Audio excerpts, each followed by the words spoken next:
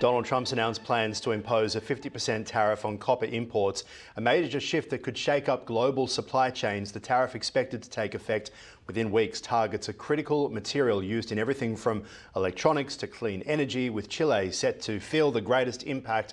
While Australia's copper exports to the US are modest in comparison, the broader message is clear. America is doubling down on reshoring its industrial backbone. For more, we're joined by Jesse Moores from Spadium Capital. Make America Great Again has been Trump's motto over the past few years, and that's what copper's all about for him.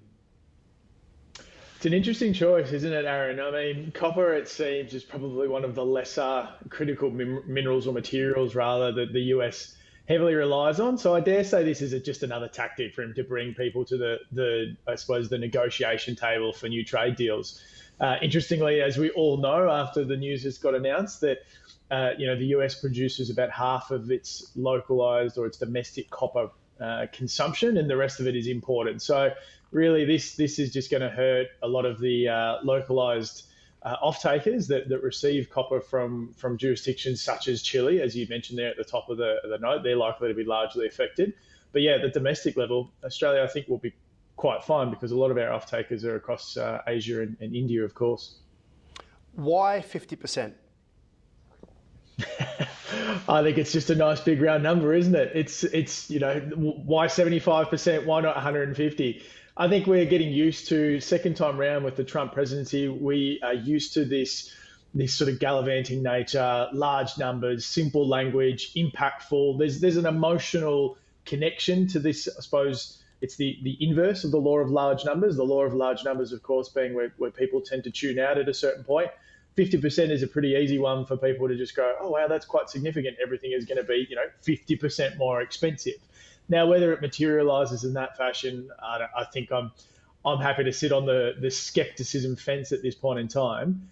But again, I think it's an attack at China because we're obviously reaching, what are we, a couple of weeks out now from hitting the 1st of August deadline day for where those tariffs are going to rest, with predominantly with China. So I think it's just another show of power to get them to agree to what his terms are.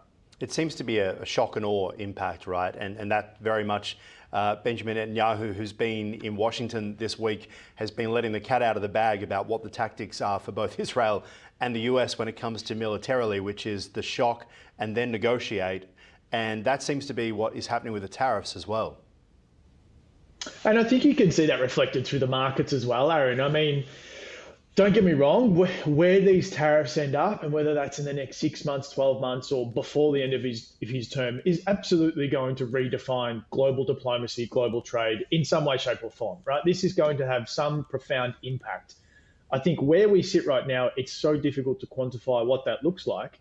But then when you look at markets, the instability and the uncertainty that's been created by this throwing a bit of a tantrum, really, the market has just worn it now and sort of just anticipated that there is going to be future smaller spikes of volatility as a result of these approaches to global trade and global diplomacy.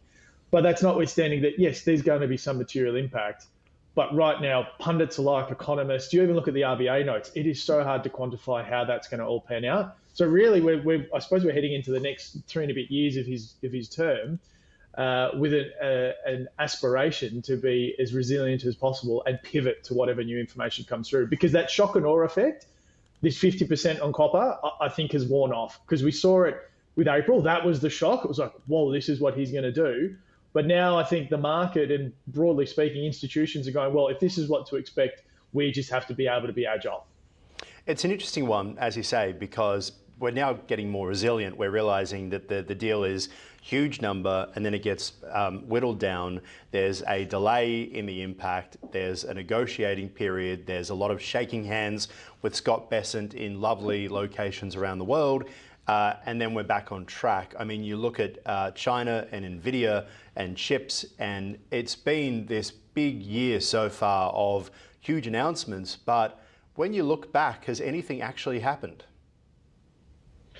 Well, I suppose that probably brings me back to my previous comment. Nothing has materialized in a way yet that investors, market participants, trade specialists can sort of dig their teeth into and go, okay, this is what the new landscape looks like for this segment, this part of the market, this asset. So I think, again, it's just very much this revolving, dynamic, agile space we have to be prepared for. The other thing I'd say around the shock and awe as well, and not that Nassim Taleb would ever be watching me talk about him on your program, but who knows, maybe he does. The black swan concept, I think, is really interesting in all of this. And if we can do a pretty poor comparison to what happened with COVID, right? COVID being a once in 100-year event, the black swan, as you were, no one saw it coming. It was completely unforeseen. Crippled markets temporarily. Central bankers were all hands on deck trying to manage the downfall, and we know how that played out. Now, Trump's shock and awe tactics, when he started to obviously announce them properly in April, he did flag back in September, October of last year, as he was leading into his ascendancy to the throne, as it were, that tariffs were a big part of his agenda, shaking up global trade, making America great again. So we sort of knew it was coming. April wasn't what you would traditionally call a black swan, because we actually, if you wanted to follow the data or you wanted to follow the communications that had come out, this was going to happen in some way, shape or form. Yes, we didn't expect it as violent as it was in April, but I suppose the comparison is that the markets aren't as shocked because we had some forewarning that something like this was going to happen. And really, everything consequential from here is probably going to have a similar response. Jesse Moores from Spadium Capital, appreciate your thoughts, your insights on this one. Thank you. Thanks, Aaron.